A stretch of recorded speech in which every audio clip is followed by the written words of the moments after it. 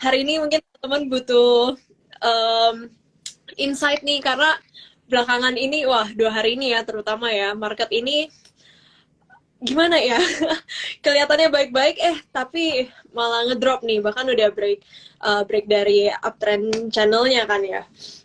Terakhir kita live 2 minggu lalu ya dan sebenarnya itu bener banget nih kalau aku inget-inget yang 2 minggu lalu yang ngomong tentang resiko terbesar di market kita adalah sekarang saat ini koreksinya melemah ya kita ya. Wah dan beneran itu kejadian nih 2 minggu lalu pas kita live rupiah itu USD/IDR itu di 15.300-an dan sekarang 15.600 dan itu yang jadi Udah lewat concern. target kita ya. Bener. Nah sekarang what's next melihat gejolak pasar seperti ini mungkin apa nih yang mungkin ngomong-ngomong dari rupiah dulu deh apa yang bikin rupiah ini bisa menguat lagi sih terantisipasi ya bisa di level ini. Nah sebenarnya stimulus apa yang kita butuhkan? Iya, sebenarnya kalau kita lihat tren melemahnya rupiah itu karena apa namanya ada dua hal. Aku ingetin aja. Ini US Treasury itu masih naik. Jadi perhitungan kita itu Indonesia itu kalau mau rupiahnya aman, kalau mau bondnya aman, mau pasar sahamnya aman, kalau US Treasury-nya di atas 4%, surplus kita harus 1,5% to GDP atau 18 miliar dolar setahun. Tapi kondisinya kita sekarang itu surplusnya masih sekitar 8 miliar dolar setahun, jadi kurang 10 miliar dolar lagi ya sebenarnya yang aku lihat. Jadi kita sudah melakukan apa namanya perubahan struktural, udah bagus, tapi lawannya berat ini. Kita udah naik level soalnya. Lawannya udah nggak bos yang awal, udah lebih tinggi lagi. Kalau tadinya lawan kita US Treasury hanya 2-3%, sekarang US Treasury 4,7% tadi pagi ya. Ini udah deket-deket 5%, jadinya apa namanya tren depresiasi rupiah ini aku lihat masih akan berlanjut sebenarnya, walaupun udah lewat dari target saya. Jadinya kalau aku lihat ya untuk pasar saham seperti aku bilang kemarin ya, yang 2 minggu lalu aku cerita, pasar saham kita ini sudah berada pada apa namanya itu late cycle, udah di cycle akhir. Jadinya kalau aku sih lihatnya di kondisi sekarang ya udah ada baiknya itu kita mulai kurangin portofolio. Aku masih suggest naikin porsi cash, itu yang aku lihat.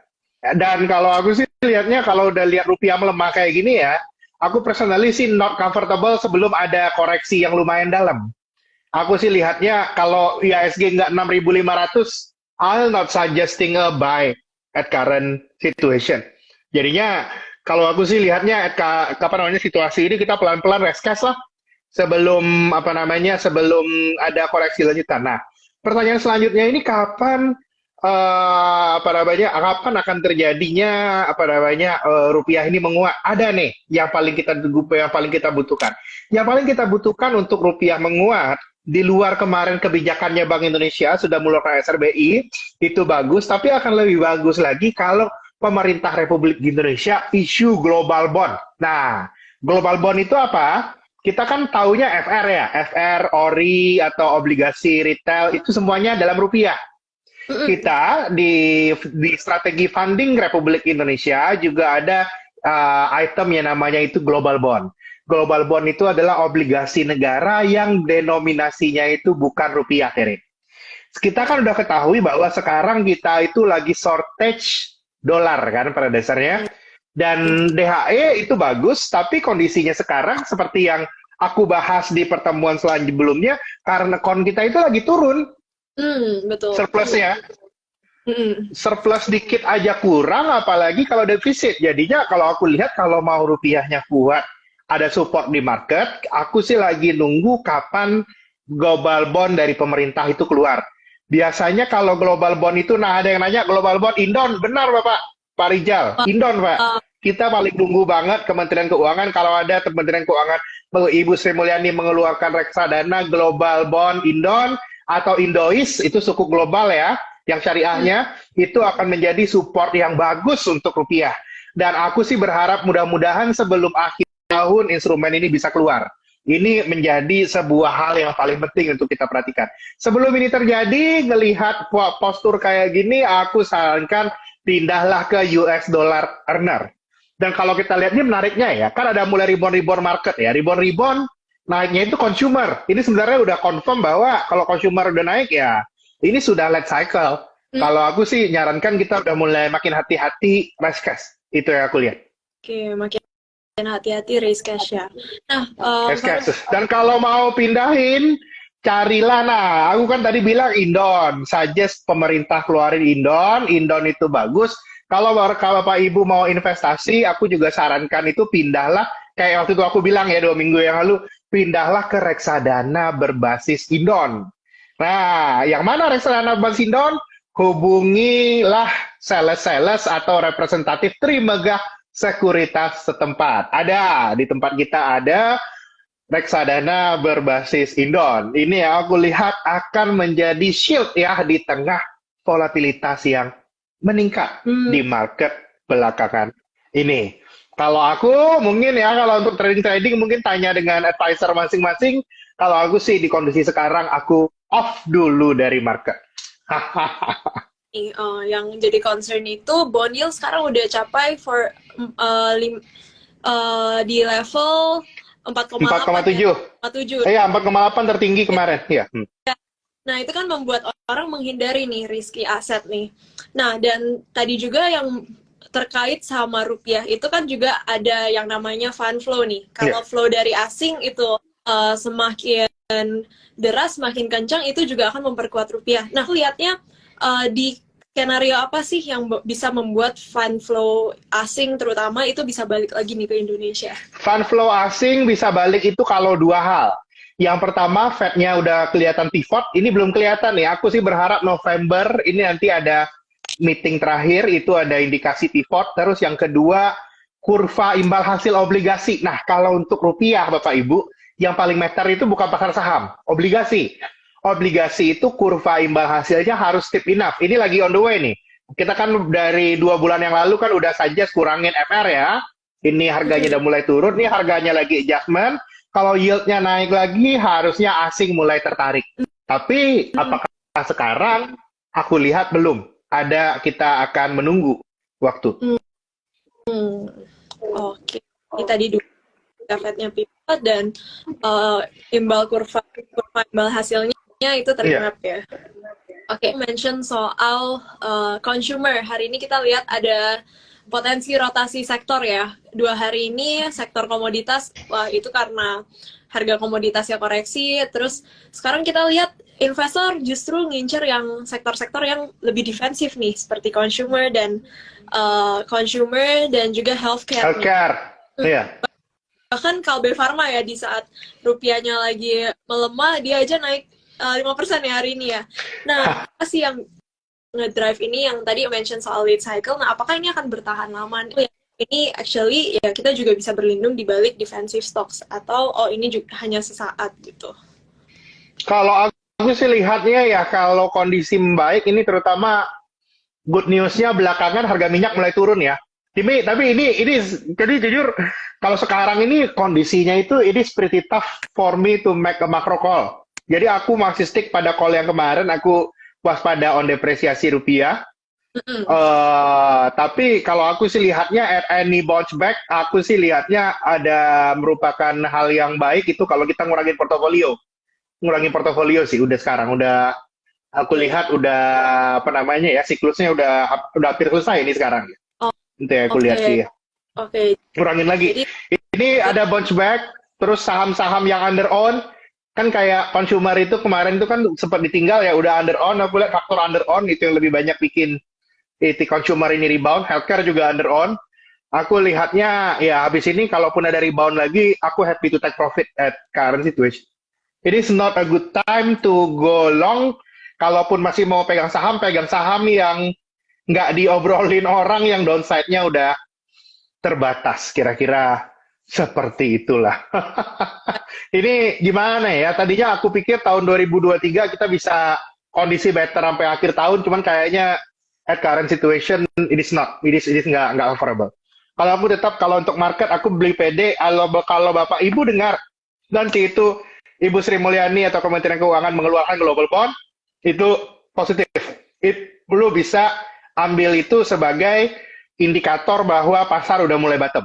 Kalau udah ada global bond itu keluar. Tapi sampai sekarang belum ada cerita global bond akan diterbitkan. Itu yang sama-sama mesti kita tunggu sekarang.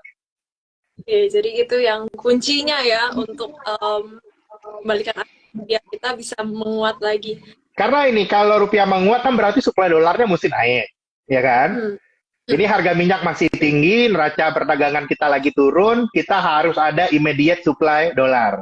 Kalau nggak investor asing masuk, bisa aja kan pemerintahnya paling cepat dia ngeluarin bond dalam US dollar. Itu immediately impact-nya positif. Itu yang sama-sama kita tunggu. Dan kenapa kita nyaranin ini juga? Gara-gara porsi dari obligasi negara Republik Indonesia yang non-rupiah itu udah terendah dalam 10 tahun terakhir. Tinggal 19%. Dulunya itu 25%. Jadi kita ini udah bagus, udah nurunkan ketergantungan kita terhadap utang dalam denominasi non-rupiah, dan sekarang lagi ada, lagi ada gejolak, ya harusnya dipakai aja peluang untuk bisa issue daripada global bond itu. Kira-kira seperti itu. Ini yang paling perlu kita tunggu. Wah, keren. Thank you banget. Tadi kan bilang sekarang ini penting banget kita bisa raise cash. Nah, kan sekarang kita baru memasuki kuartal 4 nih ya. Dan which is identik banget nih dengan teman-teman di sini pasti excited juga nih. Mau akhir tahun ada yang namanya loss rally dan sebagainya nih. Apalagi ditambah pemilu yang coming soon. Nah, apakah tahun ini nih akan berdampak positif buat IHSG kalau Pak? Mudah-mudahan akan berdampak positif, karena historically aku lihat kejadian luar biasa itu biasanya kejadian September atau Oktober. Ini sepertinya juga Oktober ada kejadian luar biasa ya, yield naik. I hope market itu kalaupun bottom this month itu, mudah-mudahan this month ya atau early November itu bottom, kita bisa dapat Santa Claus rally nanti. Aku mudah-mudahan ya gitu. Tapi Santa Claus rally-nya not from current index ya. Indeksnya habis ini retreat dulu, istirahat dulu, ke bawah dulu, habis itu baru kita akhir Oktober sama November bisa membaik, dengan tentunya habis ini kita lihat sentimen pemilu, kira-kira seperti itu. Habis ini kita trading tiap hari harus liatin nilai tukar rupiah. Penting sekali dilihat. Wah. Penting sekali. Wah, thank you bekal-bekalnya. Jadi sambil kita raise cash, sambil kita juga akan apakah ada kebijakan dari pemerintah, global bond, dan so on, sambil kita membidik saham-saham. Sambil kita membidik, kayak kemarin nih, ini aku melihat ya 2 minggu lalu kita udah bilang IHSG ada di late cycle. Harus berhati-hati. Hati-hati. Hati. Ya, waduh. Wah, ini hati-hati. Mungkin ya, tadi ada teman-teman lumayan banyak juga yang nanya soal komoditis ya. Kita tahu harga minyak dan sekarang ada di level $86 ya per barrel, dan harga batu bara juga terkoreksi. Lihatnya nih, dalam secara struktural ini kan ada soal undersupply and all kan. Tapi dalam jangka waktu dekat lihat potensi resiko apa lagi sih yang bisa membuat mungkin harga minyak semakin terkoreksi, atau apakah ini justru ada kemungkinan rebound nih? Justru ini jujur aku belum bisa ambil view di minyak habis turun 2 hari ini, aku galau jujur. Jadi hal yang pasti paling aku tunggu nih gini, habis minyak ini shoot up, tadinya itu aku pikir harga minyak itu turunnya itu kuartal 1 atau kuartal 2 tahun depan. Dengan cerita ekonomi turun, US recession atau hal-hal lainnya. Nah, kalau US recession itu kejadian, harusnya itu bisa dolar itu turun, kita potong bunga, marketnya rally lagi. Nah, ini yang lagi aku lihat sekarang ini, kita lagi ada marketnya late cycle, tapi kita deket-deket nih tipping point juga. Kita harus lihat harga minyak. Kalau kondisi ini, yang kalau aku lihat ya, kalau kondisinya habis ini, kita harus lihat gimana arah dari harga minyak ini sendiri sih. Aku sih lebih lihat nunggu seminggu ini dulu. Kalau ternyata turun lebih dalam lagi, bisa jadi resesinya udah kejadian duluan. Kalau resesinya udah kejadian duluan, kita harus siap-siap risk off lagi. Tapi habis ini ada kemungkinan itu red cut cycle-nya bisa lebih cepat. Ini yang harus kita lihat nih. Jadi aku justru ngelihat minyak 2 hari turunnya aku galau. Aku belum bisa, I cannot make a call on oil now. What I'm sure right now, itu kita harus preserve portofolio kita. Karena buat aku sekarang, selain strong dollar atau indon, nothing is worth betting. Kalau buat aku sekarang. Oke. Oke, wah thank you. Nah, kalau kita lihat sekarang harga minyaknya yang terkoreksi, apakah sebenarnya itu bagus juga nih karena ekspektasi itu akan membuat inflasi ini turun lebih cepat nih. Yes, itu benar, tapi at current cycle, ini kan aku ceritanya light cycle. Kemungkinan besar itu kalau terjadi minyak turun lagi, berarti ekonomi dunia itu turunnya dahsyat juga. Bisa jadi Amerika habis ini resesi. Oke. Ini Mm-mm. ini yang buat aku 2 hari terakhir minyak turun itu bikin aku galau. I cannot make a call. Tadinya aku pikir minyak itu naik terus, tapi ketika turun ya candlenya itu panjang banget merahnya. Wah ini aku lagi mikir-mikir nih, do I miss something? Ada sesuatu yang belum kepikiran atau miss atau belum kita lihat? Aku sih lagi buka, aku lagi baca-baca dulu nih. What is going to happen next? On oil, aku jujur galau kondisi sekarang. Oke, jadi nanti kita update-nya lagi ya. Iya, Nah, ada lagi. nih, nah ini kan juga mau memasuki sentimen laporan keuangan Q3 nih. Apakah bisa menyelamatkan IHSG? At current cycle, rupiah dan bond yield itu lebih penting untuk IHSG dibandingkan laporan keuangan.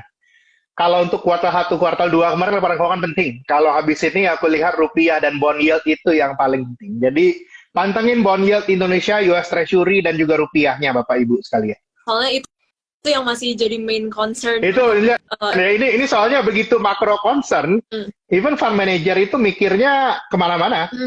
Waduh, berarti habis ini tahun depan Indonesia mau nggak mau ekonominya melemah dong, mulai mikir kan. Terus, aduh, ada pemilu, udah macam-macam nih ceritanya. Ini rupiah lagi melemah. Nah, Oke, nah ngomongin soal fund manager tadi ya. Nah kalau dari point of view fund manager, kalau actually kayak yang at which point sih yang akan sebenarnya membuat mereka oh ini adalah waktu yang cocok nih untuk re-entry lagi di market gitu atau menambah porsi. Nah lebih menunggu kepastian suku bunga atau gimana? kalau aku lihatnya sekarang sih ada 2 hal yang mesti kita lihat. Yang pertama yang seperti Tere bilang tadi, Fed pivoting. Aku lihat ya. Fed pivoting, terus yang kedua itu ya untuk salah satu indikator ekonomi global kita lihat harga minyak. Itu yang kita lihat paling penting. Kalau ternyata Fed pivot terus harga minyak ini bisa konsisten oke, tanpa ekonomi turun, itu yang mesti kita lihat itu bisa apa namanya ya bisa bikin koreksi lumayan dalam ya nanti. Jadinya at current situation aku justru lihatnya many negative thing is not yet priced in sih kalau aku lihat ya. Jadi kita mesti nunggu dulu sekarang. Oke. What if nih US recession happen, gimana efek ke Indonesia? Oh, cerita US resesi. Kalau resesi di Amerika yang pasti dalam jangka pendek itu akan ada risk off. Risk off itu aku lihat ya on rupiah, on bond yield, on stock market inevitable. Tapi untungnya konsumsi masyarakat kita itu masih big chunk of economy. Jadi some kind of economic slowdown di kita juga expected. Terus ya harga komoditas turun. Kalau yang aku lihat ya kita harus aware bahwa ada potensi apa namanya ya penurunan indeks lah kira-kira seperti itu. All US recession ya. Oke, pastinya akan mempengaruhi ya. Yeah. Oke. Nah, kalau ada view soal soft commodities nggak? Kayak mungkin ya itu nanti belakangan aja ya. On soft commodities ya. Oke. Nah, kalau yang soal US shutdown gimana Pak Faro? Kayaknya ke Indonesia. US shutdown kayak apa namanya ya, impactnya lebih ke pasar US Treasury market sih. Aku lihatnya nggak terlalu impact sama Indo. Yang paling impact sama Indo itu US Treasury yield yang naik. Dan US Treasury yield yang naik itu justru karena supply US Treasury yang tinggi. Itu yang kayak udah kita bahas di 2 minggu yang lalu. Oke. Terus ini juga ada pertanyaan dari Abdullah. Bagaimana kalau pemerintah terbitkan global sukuk? Apakah berpengaruh? Oh, ini yang tadi kita bahas ya? Iya, global sukuk oke, boleh. Global bond atau global sukuk oke, itu bagus, positif buat rupiah.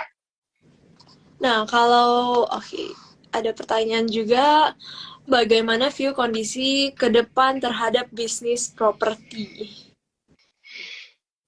Aku lihatnya properti apa dulu ya. Kalau untuk kita lihat kalau perusahaan properti di IHSG apa namanya ya. Aku sih belum ada perubahan view ya. Aku lihat mungkin after pemilu lah kita lihatnya. Mm-mm. Dan beberapa data point sih udah nunjukin ekonomi kita pelan-pelan udah peaking ya. Udah mulai ada masuk fase perlambatan ini habis ini. Oke, jadi emang butuh ada kepastian dulu ya.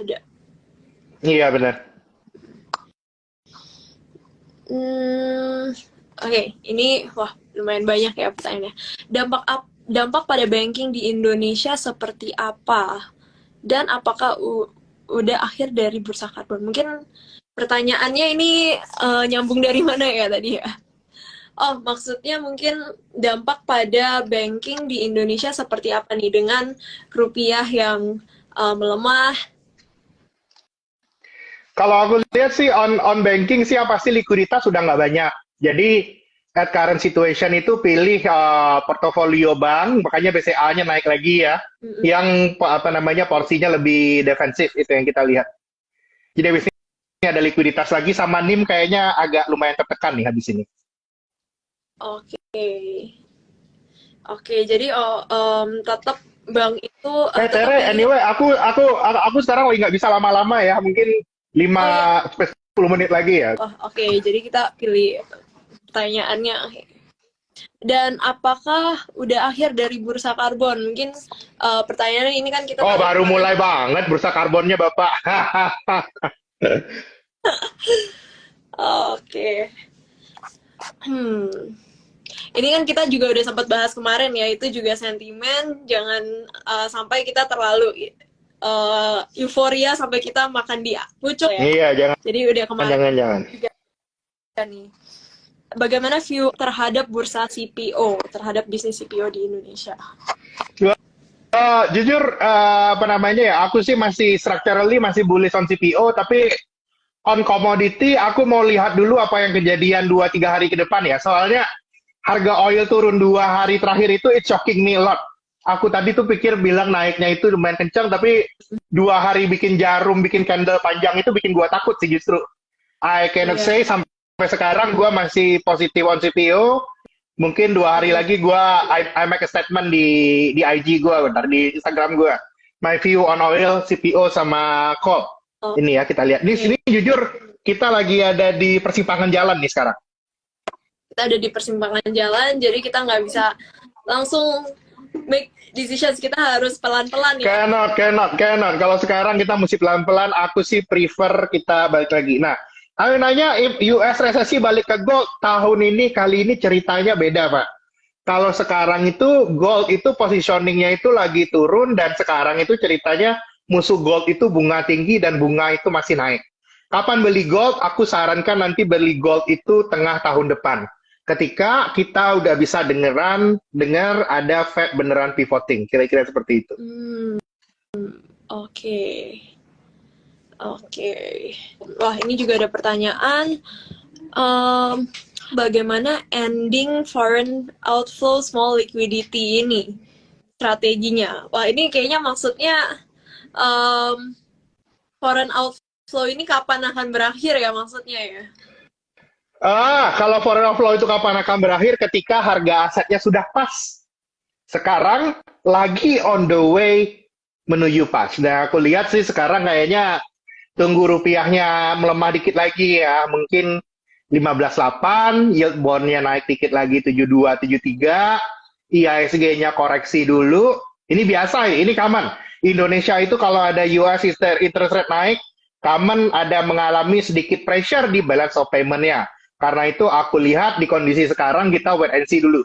Dan nantinya ketika marketnya beneran koreksi, kita bisa belanja. Kira-kira seperti itu. Oke. Kira-kira nih, kan sambil kita raise cash, sambil kita membidik, kira-kira ketika kita kembali melirik market ini, ada nggak sektor yang bisa kita pantau lah untuk kita kejar di akhir tahun ketika ada Santa Claus Rally dan ada penguatan biasa di Desember itu kan saham-saham itu historis ya, even though last year nggak happen ya, tapi 10 tahun terakhir itu kan 9 menguat semua. Kalau aku sih lihat at current situation kita udah mulai defensif dengan kondisi likuiditas yang mengetat. Kalau aku lihatnya dan kita punya pemilu, aku sih harus lihat nanti after market correction ahead, aku belinya consumer sih.